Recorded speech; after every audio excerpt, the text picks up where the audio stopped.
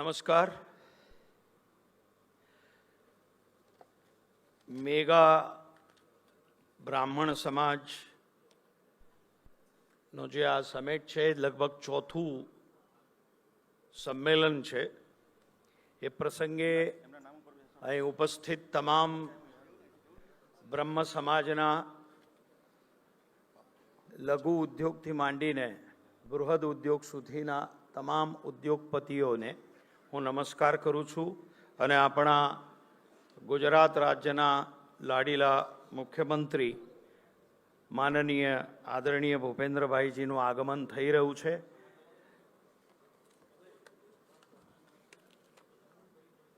જગનેશભાઈ Dave.